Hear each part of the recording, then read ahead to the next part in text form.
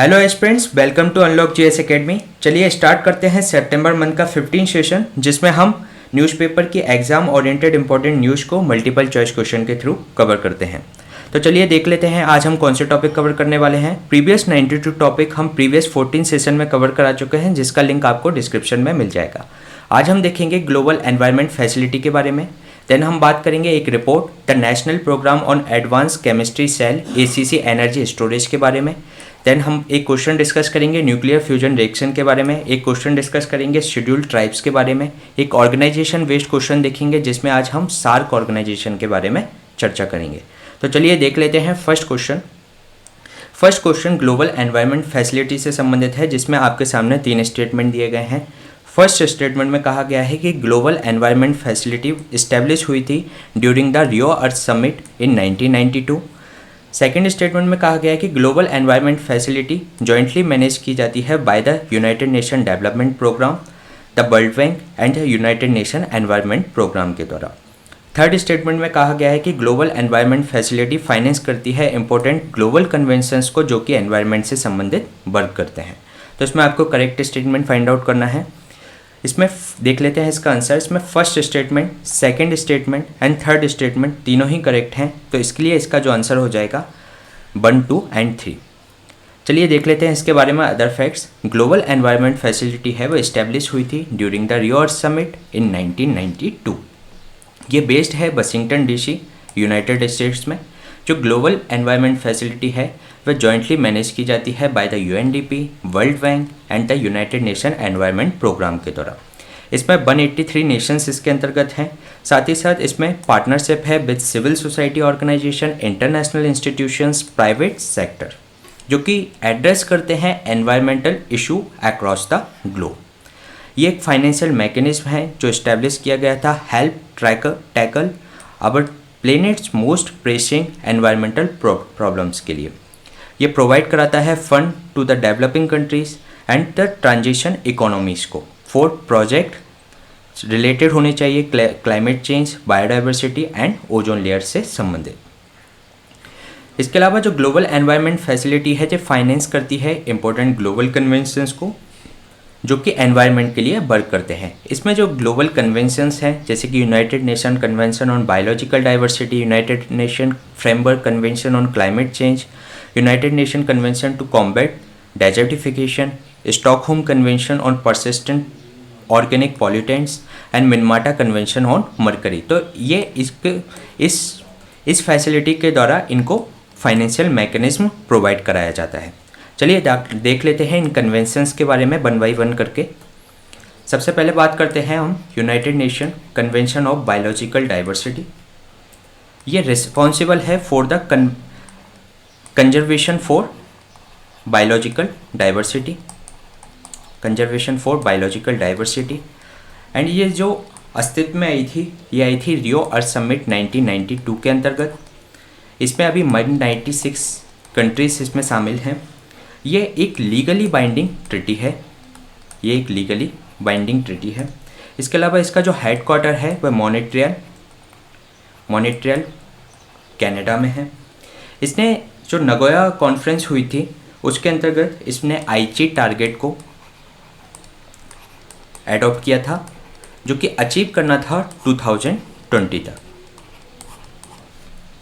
इसके बाद हम बात कर लेते हैं United Nation Framework Convention on Climate change के बारे में, UNFCCC के बारे में। ये कन्वेंशन हुई रियो अर्थ समिट 1992 में आया था, जो कि फोर्स में आया 1994 में।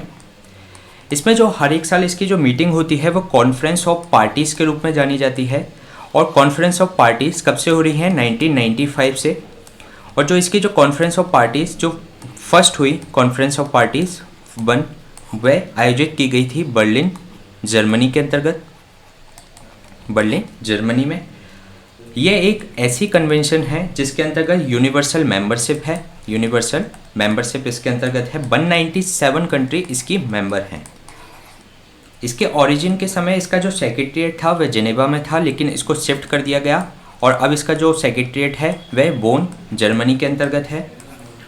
इस कन्वेंशन के अंतर्गत एक पेरेंट ट्रिटी है जो है पेरिस क्लाइमेट चेंज ट्रिटी, जो कि आपकी COP21 के अंतर्गत पेरिस में आई थी 2015 में। इस कन्वेंशन के अंतर्गत ये कोशिश की जाएगी कि 21 सेंचुरी के लास्ट तक 1.5 डिग्री सेल्सियस टेम्परेचर को लिमिट किया जाए, और इसको जो मैक्सिमम कर सकते हैं वह 2 डिग्री सेल्सियस तक इसकी लिमिट इसके अंतर्गत डिफाइन की गई है for the pre industrial phase से। एंड इसके बाद जो अभी COP26 जो अभी हाल ही में आयोजित की गई थी 2021 में, वह की गई थी ग्लासगो के अंतर्गत यूके में। एंड जो अभी इस साल जो 22 में जो COP27 होनी है वह इजिप्ट में होनी है, शर्म अल शेख में। ये था UN FCCC के बारे में। इसके बाद हम देख लेते हैं United Nation Convention on combat desertification के बारे में। ये एडॉप्ट किया गया था 1994 में, और ये फोर्स में आया इन 1996 से। ये इंटरनेशनली लीगली बाइंडिंग ट्रिटी है, लीगली बाइंडिंग है, ये भी लीगली बाइंडिंग। इसके जो टारगेट हैं वो है ड्रॉट, लैंड रिस्टोरेशन एंड इससे रिलेटेड इनेबल करना such as land rights, gender equality and youth empowerment को। इसके बाद हम बात कर लेते हैं स्टॉकहोम परसिस्टेंट ऑफ पॉल्यूटेंट्स के बारे में। स्टॉकहोम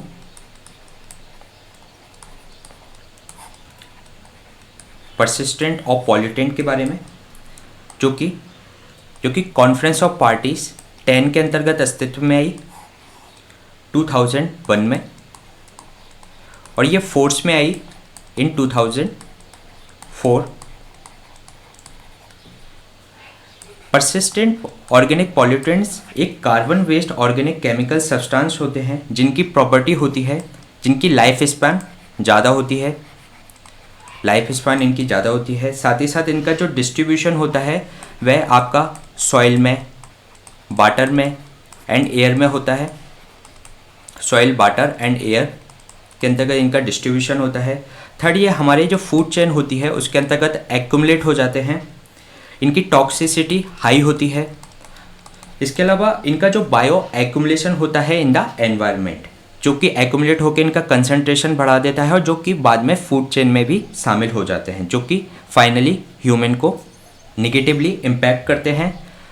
DDT, एल्ड्रिन, इससे संबंधित एक इसके एग्जाम्पल हैं परसिस्टेंट ऑर्गेनिक पॉल्यूटेंट के।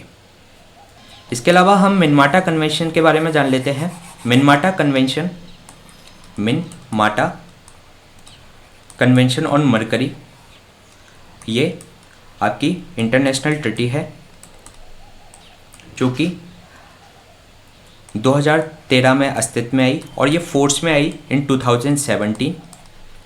इसके अलावा जो इसमें जो मरकरी से संबंधित जो भी human health issue and environment problem होती है उससे ये प्रोटेक्शन का काम करती है।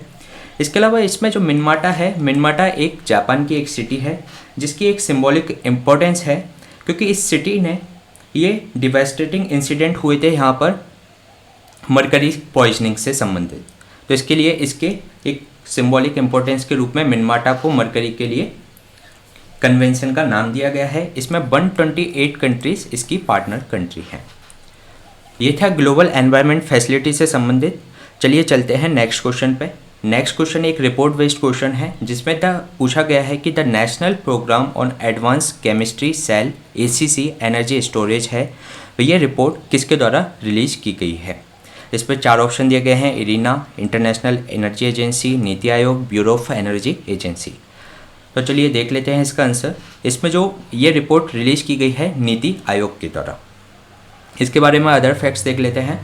इस रिपोर्ट में हाईलाइट किया गया है कि जो $2.5 बिलियन की जो product link incentives scheme ACC energy storage battery के लिए दी गई है, वह एक क्रिटिकल साबित होगी for the meeting the project cumulated battery demand by the 2030 के लिए।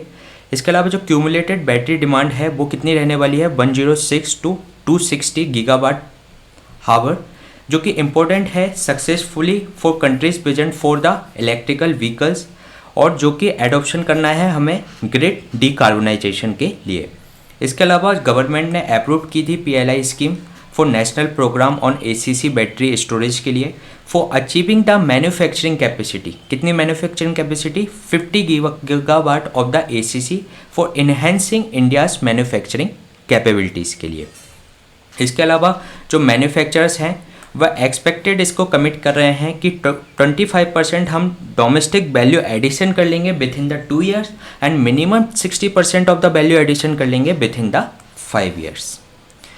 इसके बारे में एडवांस केमिस्ट्री सेल के बारे में देख लेते हैं। एडवांस केमिस्ट्री सेल एक new generation of the advance storage technology होती है जो कि स्टोर कर सकती है electric energy either in the electrochemical और एज अ केमिकल एनर्जी की फॉर्म में, जो कि कन्वर्ट कर देती है into the electrical energy as and when जब उसको रिक्वायरमेंट होती है।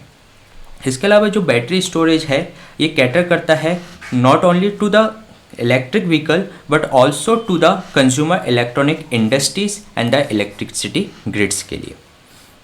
इसके अलावा हम सिग्निफिकेंस की बात कर लें एडवांस केमिस्ट्री सेल के बारे में, तो इलेक्ट्रिकल व्हीकल एम्बिशंस को पूरा करने के लिए एक माइलस्टोन साबित हो सकता है। इसके अलावा जो इसमें बैटरी कॉस्ट है वो काफ़ी कम हो जाती है, एनर्जी सिक्योरिटी और जो कार्बन इमिशन इसके द्वारा कम होता है, जो कि हमने पंचामृत में जो अपना गोल रखा है 0 कार्बन इमिशन का 2070 तक, उसको भी हम इसके द्वारा अचीव कर सकते हैं।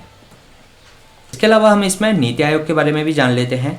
NITI Aayog national institute for transforming India, ये इस्टेब्लिश हुआ था इन 1 जनवरी 2015 को। किसको रिप्लेस किया था इसने? प्लानिंग कमीशन को। ये एम्फेसाइज करता है किसके लिए? बॉटम अप अप्रोच के लिए, बॉटम अप अप्रोच के लिए। इसके अलावा ये इन्विसाज करता है vision for maximum governance and minimum government. इसकी स्पिरिट है वह है कोऑपरेटिव फेडरलिज्म। इसको जो चेयर करते हैं वे प्राइम मिनिस्टर के द्वारा इसको चेयर किया जाता है। इसके अभी जो वाइस चेयरमैन हैं वे सुमन वेरी जी हैं। इसके अलावा जो ऑल स्टेट के जो गवर्निंग काउंसिल होती है जिसके अंतर्गत ऑल स्टेट के CM और जो UT के जो लेफ्टिनेंट गवर्नर होते हैं वह इसके अंतर्गत शामिल होते हैं। अभी इसमें जो CEO थे अमिताभ कांत जी थे, लेकिन अब इसके जो CEO बन चुके हैं वे राजीव कुमार जी हैं। इसमें 2 इंडिया हब हैं जिसमें आपका नीति आयोग के अंतर्गत 2 हब आते हैं, जिसमें आपका टीम इंडिया हब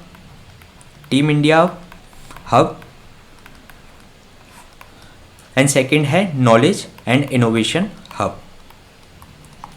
इसके अलावा इसने 3 डॉक्यूमेंट भी रिलीज किए हैं जो कि है 3 ईयर एक्शन प्लान है, 7 ईयर मीडियम टर्म स्ट्रेटजी है, 15 ईयर का विजन डॉक्यूमेंट इसके द्वारा दिए गए हैं। ये था एडवांस केमिस्ट्री सेल के बारे में। चलिए चलते हैं next question. Next question nuclear fusion reaction से संबंधित है, जिसमें आपके सामने 3 स्टेटमेंट दिए गए हैं। इसमें आपको करेक्ट स्टेटमेंट फाइंड आउट करना है।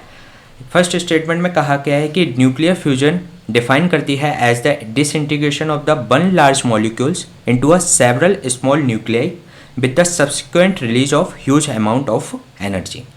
सेकेंड स्टेटमेंट में कहा गया है कि फ्यूजन जो रिएक्शन है ये स्टेट ऑफ मैटर प्लाज्मा के अंतर्गत होती है। इंटरनेशनल थर्मोन्यूक्लियर एक्सपेरिमेंटल रिएक्टर है जिसको ITR के नाम से जाने जाते हैं, जो कि एम है उसका build the world largest tokamak to prove the feasibility of the fusion. तो इसमें आपको करेक्ट स्टेटमेंट फाइंड आउट करना है। तो चलिए देख लेते हैं इसका आंसर। इसमें जो फर्स्ट स्टेटमेंट में दिया गया है कि ये डिफाइन करता है disintegration of the one large nuclear.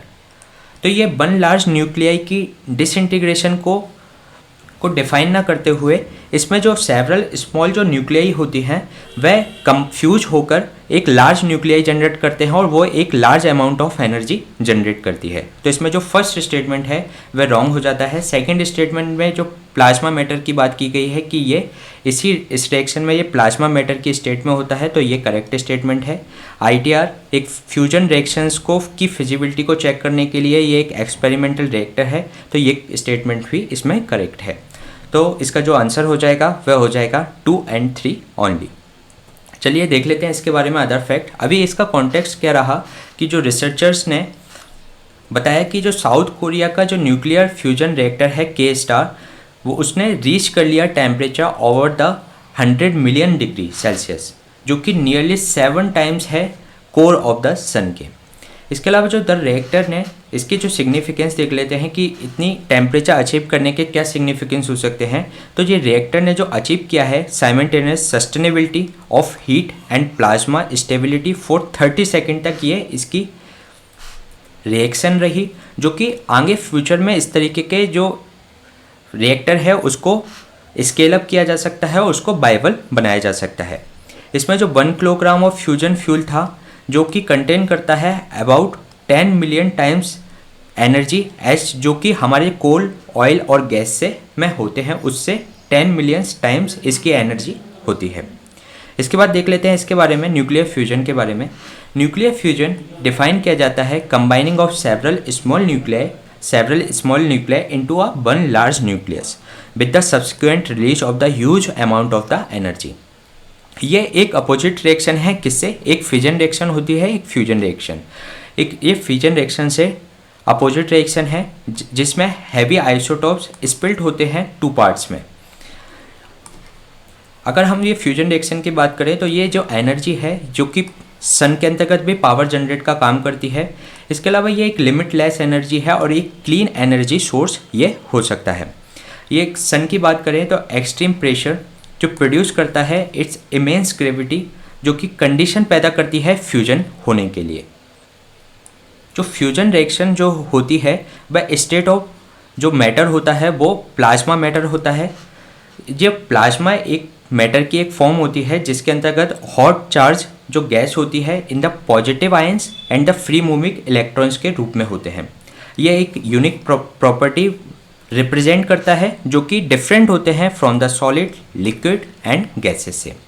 अगर हम हाई टेम्परेचर की बात करें तो इलेक्ट्रॉन्स एटम्स की न्यूक्लियाई के साथ कंबाइंड हो जाता है और एक प्लाज्मा और आयोनाइज स्टेट ऑफ मैटर बनाता है, और प्लाज्मा को 4th state of the matter के नाम से भी जाना जाता है। न्यूक्लियर फ्यूजन रिएक्शंस में ये आइसोटोप्स होते हैं ड्यूटेरियम एंड ट्राइटेरियम। ड्यूटेरियम का जो ये हाइड्रोजन के आइसोटोप्स हैं जिसका होता है 1s2 एंड ट्राइटियम जो होता है 1s3। तो ये जब एक दूसरे में फ्यूज हो जाते हैं तब ये हीलियम में कन्वर्ट हो जाते हैं और जिसके साथ ये एक न्यूट्रॉन का एक एटम और एनर्जी, कई सारी लार्ज अमाउंट ऑफ एनर्जी ये रिलीज करते हैं। इसके अलावा हम इसके बारे में देख लेते हैं। जो हाइड्रोजन एटम होता है उसको हीट किया जाता है, फिर वह फ्यूज होते हैं और फ्यूज होने के बाद वह हीलियम में कन्वर्ट होकर एक न्यूट्रॉन एक और large amount of energy release करते हैं, और इसमें जो न्यूट्रॉन होता है वह हीट करने का काम करता है वाटर को। इसमें जो फ्यूजन रिएक्शन होती है इसमें जो जॉइंट यूरोपियन टॉरस फैसिलिटी है इसके अंतर्गत क्या होता है, जो टोकामेक होता है एक मशीन होती है जो कन्फाइन करता है प्लाज्मा। इसके अंतर्गत प्लाज्मा को कन्फाइन करे हुए है जो कि मैग्नेटिक फील्ड इसको आसपास से कन्फाइन कर रही है इन द डोनट शेप। ये आपको डोनट शेप में आपको दिख रहा होगा। ये डोनट शेप में मैग्नेटिक फील्ड के द्वारा इसको अंदर कन्फाइन किया जाता है, जिसे साइंटिस्ट एक टॉरस साइंटिस्ट के द्वारा जिसे कहा जाता है, इसलिए इसका नाम दिया गया है जॉइंट यूरोपियन टॉरस फैसिलिटी। इसके द्वारा हाइड्रोजन कन्फाइंड होकर हीलियम में कन्वर्ट होती है और जो न्यूट्रॉन बनता है उससे वह हीट करता है वाटर को। इसके बाद हम देख लेते हैं जो अदर इंटरनेशनल इनिशिएटिव चल रहे हैं फॉर न्यूक्लियर फ्यूजन रिएक्शन से संबंधित। International thermonuclear experiment reactor ITR assembly जो कि फ्रांस में सिचुएटेड है। इसका एम है to build the world's largest tokamak to enable the commercial fusion reactions. It's member हैं इसमें आपके China, European Union, India, Japan, South Korea, Russia and United States इसके मेंबर हैं। इसके अलावा चाइना का जो अभी आर्टिफिशियल सन उसने लॉन्च किया है वह भी फ्यूजन रिएक्शन पर ही आधारित है। इसमें जो EAST experiment advance super conductive tokamak उसे कहा जाता है, ईस्ट के नाम से जाना जाता है, जो कि डिवाइस है जो design by the China for the nuclear fusion process carried out by the sun. इसके अलावा जॉइंट यूरोपियन टॉरस फैसिलिटी के बारे में अभी हमने देखा, जिसमें डोनट शेप के अंतर्गत प्लाज्मा को कन्फाइन करके मैग्नेटिक फील्ड के अंदर उससे हाइड्रोजन को कन्फाइन करके उसमें हीलियम में कन्वर्ट किया जाता है। ये था हमारा न्यूक्लियर फ्यूजन रिएक्शन पर संबंधित एक क्वेश्चन। इसके बाद देख लेते हैं नेक्स्ट क्वेश्चन। इसके अलावा हम न्यूक्लियर फ्यूजन के अगर एडवांटेजेस की बात करें तो इसमें एक एवेंडेंट एनर्जी हमको प्रोवाइड होती है, साथ ही साथ इसकी एक सस्टेनेबिलिटी है, इसमें कोई CO2 का प्रोड्यूस नहीं होता, जिससे ग्लोबल वार्मिंग जैसी समस्या इसमें नहीं आती। इसके अलावा no long lived radioactive इसके अंदर का वेस्ट भी इसके अंदर का नहीं बचता। इसमें लिमिटेड रिस्क है प्रोलिफरेशंस की, उसमें कोई रिस्क भी नहीं है उसका मेल्ट डाउन होने की। जैसे कि अभी फुकुशिमा में न्यूक्लियर डिजास्टर हुआ जिसमें उसकी जो रिएक्टर थी उसकी दीवार मेल्ट डाउन हो गई थी, तो फ्यूजन रिएक्शंस में इस तरीके की कोई समस्या नहीं होती। इसके अलावा हम दोनों के बारे में फिजन और फ्यूजन रिएक्शंस में डिफरेंस देख लेते हैं। फिजन जो कि स्प्लिट करता है लार्ज एटम को इनटू 2 और मोर स्मॉलर एटम्स में, जबकि फ्यूजन रिएक्शंस में क्या होता है, फ्यूज करता है 2 और मोर लाइटर एटम्स को इनटू अ लार्ज एटम्स में। इसके अलावा जो फिजन जो रिएक्शन होती है इसमें ये नॉर्मली अकर होती है इन नेचर, जबकि फ्यूजन जो रिएक्शन है, फ्यूजन रिएक्शन एनवायरनमेंट में नेचुरली अकर होती है, जबकि जो फिजन रिएक्शन होती है वह नॉर्मली नेचर में अकर नहीं होती। इसके अलावा इसमें लिटिल एनर्जी रिक्वायर्ड होती है for split 2 atoms in a fission reactions, जबकि इसमें एक्सट्रीमली हाई एनर्जी की रिक्वायरमेंट होती है। इसमें जो एनर्जी रिलीज होती है फिजन रिएक्शंस में वे मिलियन टाइम्स होती है greater than the released in a chemical reactions, but ये लोअर होती है in comparison to the fusion reactions. जो फ्यूजन रिएक्शंस में जो 3 to 4 टाइम्स ग्रेटर होती है energy released by the fission reaction से।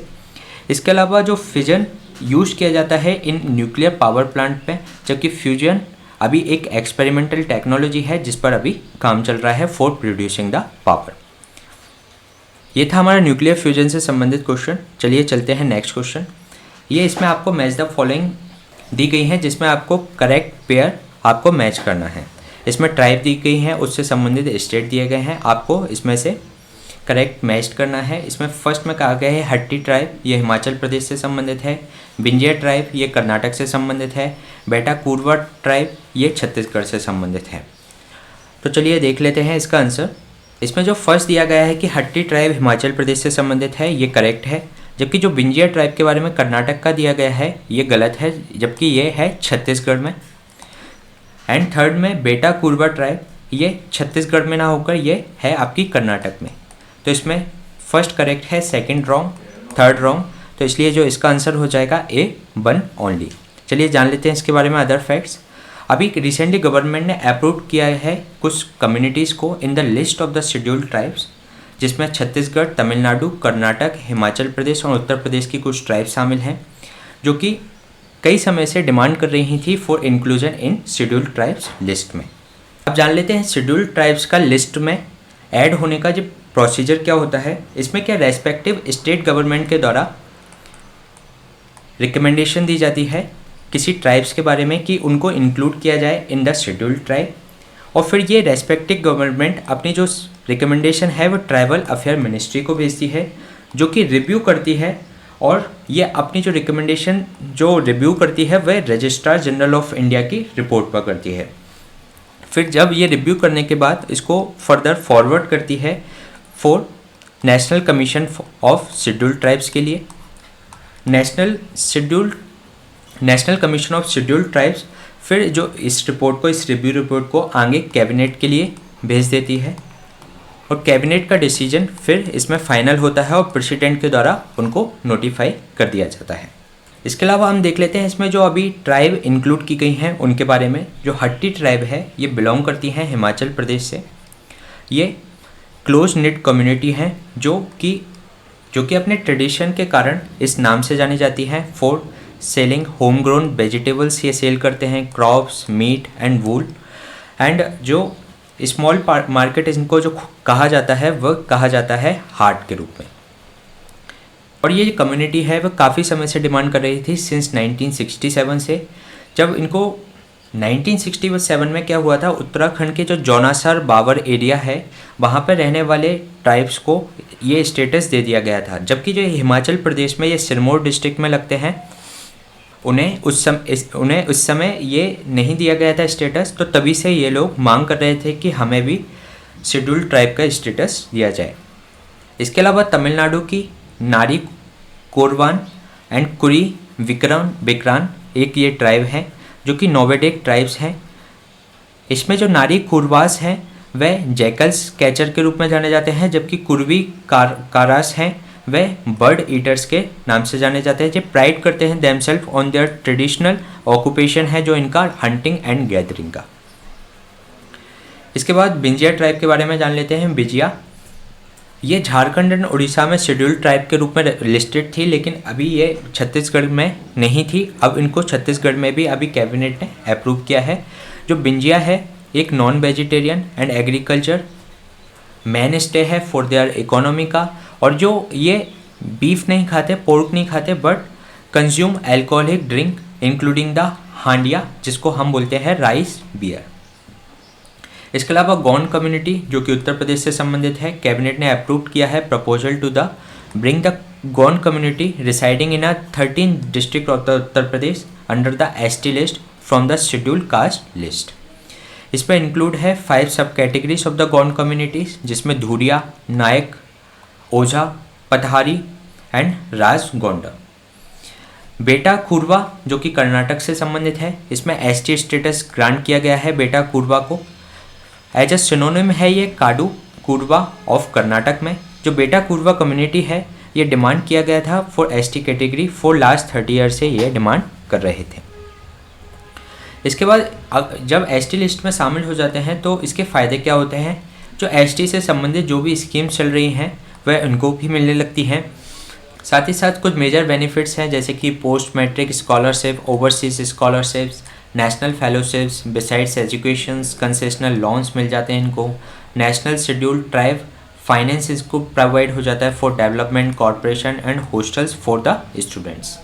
इन एडिशन ये जो एजुकेशनल इंस्टीट्यूट और जो गवर्नमेंट सर्विसेज में जो इनके लिए जो रिजर्वेशन होता है वो भी इनको प्रोवाइड होने लगता है। इसके बाद हम शेड्यूल ट्राइब्स की हिस्ट्री के बारे में देख लेते हैं। As per the census 1931 schedule tribes को टर्म किया गया था एज अ बैकवर्ड ट्राइब जो कि रहते थे exclude and partially excluded area में। इसके अलावा the government of India act आया था 1935। इन्होंने फर्स्ट टाइम इसको रिप्रेजेंटेशन दिया as a backward tribes in a provincial assembly के अंतर्गत। जो कॉन्स्टिट्यूशन ने इनको डिफाइन नहीं किया criteria for the recognition of the schedule tribes, and इसलिए जो डेफिनेशन जो 1931 के जो सेंसस में दी गई थी उसको भी इनिशियल आज़ादी के इनिशियल ईयर में के बाद के इनिशियल ईयर में भी यूज किया जाता रहा। हालांकि आर्टिकल 366 सब क्लॉज 25 में कॉन्स्टिट्यूशन में ये प्रोवाइड करता है process to define the schedule tribe. ये बताता है कि शेड्यूल ट्राइब्स का मीन है such a tribe or a tribal community or a part of the group within such tribe or tribal community as are deemed under the article 342 to be the scheduled tribes for the purpose of this constitution। मतलब ये कहता है कि जो 342 के अंतर्गत जिनको deemed किया गया है एज अ शेड्यूल ट्राइब वह इसके अंतर्गत शेड्यूल ट्राइब्स माने जाएंगे। इसके अलावा 342 सब क्लॉज 1 में द प्रेसिडेंट में किसी भी स्टेट या यूनियन टेरिटरी में जिसमें भी after the consultation with the governor और by a public notification specify कर सकता है ट्राइब्स और ट्राइबल कम्युनिटी और a part of the group with in the tribes और tribal community as a scheduled tribes in a relation to that states और union territory. अब हम schedule की बात कर लें तो 5th शेड्यूल में कॉन्स्टिट्यूशन में ये प्रोविजन किए गए हैं for the administration and control of the schedule area and schedule tribe in the state. कौन कौन से स्टेट इसमें शामिल नहीं हैं? जो 6th शेड्यूल के जो स्टेट हैं जिसमें आसाम, मेघालय, त्रिपुरा और मिजोरम, इन स्टेट से संबंधित जो एडमिनिस्ट्रेशन की बात की गई है ट्राइबल एरिया में वह बात की गई है इन द 6th शेड्यूल, जिसमें आपके आते हैं आसाम, मेघालय, त्रिपुरा एंड मिजोरम। इसके बाद अदर इसमें फैक्ट देख लेते हैं। इसमें जो लीगल प्रोविज़न है शेड्यूल ट्राइब से संबंधित उनके बारे में देखते हैं। इसके संबंधित कुछ एक्ट बनाए गए हैं for the protection of schedule tribes के लिए। Protection of civil rights act 1955 जो कि अनटचेबिलिटी से संबंधित है, जो कि आर्टिकल 17 के अंतर्गत है। Schedule caste and the schedule tribes है prevention atrocities act 1989। Provision for panchayat extension to the schedule area act 1996। जो कि भूरिया समिति की सिफारिश पर इसको लाया गया था शेड्यूल एरिया के अंतर्गत पंचायत को लागू करने के लिए। इसके अलावा एक एक्ट है scheduled tribes and other traditional forest dwellers recognition of forest right act, जिसको हम सिंपली फॉरेस्ट राइट एक्ट 2006 के भी नाम से जानते हैं। तो ये ट्राइबल से संबंधित कुछ एक्ट हैं। इसके अलावा इससे संबंधित कुछ इनिशिएटिव भी चल रहे हैं, जैसे कि ट्रिफेड के बारे में देख लेते हैं। ट्रिफेड है tribal cooperative marketing development federation of India, जो कि 1981 में इस्टेब्लिश हुआ और ये नेशनल लेवल पर एपेक्स ऑर्गेनाइजेशन है under the ministry of tribal affairs के अंतर्गत। इसका जो ऑब्जेक्टिव है वह है सोशियो इकोनॉमिक डेवलपमेंट करना for the tribal people in the country. किसके द्वारा? By the way of marketing development of the tribal जो प्रोडक्ट्स होते हैं उनकी मार्केटिंग करना in the E market place and other market. जो ट्राइफेड एक्ट है ये एक फैसिलिटेटर के रूप में काम करता है एंड सर्विस प्रोवाइडर के रूप में काम करता है for tribe to sell their products. इसके अलावा सेकंड जो इनिशिएटिव है वह है digital transformative of tribal schools. जो कई तरीके के जो ट्राइबल्स स्कूल हमारे देश में चल रहे हैं, जैसे एकलव्य मॉडल रेसिडेंशियल स्कूल, जो कि 1997-98 में इसको इस्टेब्लिश किया गया था। उसके अंदर डिजिटल ट्रांसफॉर्मेशन करना, साथ ही साथ इसी तरीके का स्कूल चल रहा है आश्रम स्कूल, जो कि एक रेसिडेंशियल स्कूल है for free boarding for the tribal community. इसके अलावा डेवलपमेंट ऑफ जो पीवीटीजीज जो ट्राइबल्स हैं उनके बारे में है। ये 75 पर्टिकुलर वल्नरेबल ट्राइबल ग्रुप को ये रिप्रेजेंट करता है for their socio economic development के लिए। जो पीवीटीजीज हैं पर्टिकुलर वल्नरेबल ट्राइबल ग्रुप, ये हमारी कंट्री में 8.6% ऑफ द पॉपुलेशन रिप्रेजेंट करते हैं। इसके अलावा इनको जो 1973 में देवार कमेटी बनी थी, देवार कमेटी, इनको एक सेपरेट कैटेगरी के रूप में प्राइवेट पर्टिकुलर ट्राइबल ग्रुप के रूप में इन्होंने रीनेम किया था, जिसको 2006 में पर्टिकुलर वल्नरेबल ट्राइबल ग्रुप के रूप में रीनेम बाद में कर दिया गया। इसके अलावा हम देख लें तो highest number of particular vulnerable tribal group हैं। हाईएस्ट कहाँ पर है? ये उड़ीसा स्टेट में सबसे ज़्यादा पीवीटीजीज पाई जाती हैं। इसके अलावा इसमें एक प्रधानमंत्री बंधन योजना भी है, जो कि एक market linked tribal entrepreneurship development program है। ये एक फॉर्म करता है cluster for the tribal self help group के लिए, जो कि स्ट्रेंथन करते हैं into a tribal producing company बनाने के लिए। ये लॉन्च की गई थी स्कीम इन 2018 में और ये जो इम्प्लीमेंट की जा रही है वो इम्प्लीमेंट की जा रही है ट्रिफेड के द्वारा। ट्रिफेड के द्वारा ये था हमारा शेड्यूल ट्राइब से संबंधित क्वेश्चन। चलिए देख लेते हैं, इससे संबंधित कुछ कमेटी भी देख लेते हैं शेड्यूल ट्राइब से। इसमें जाजा कमेटी बनी थी 2013 में।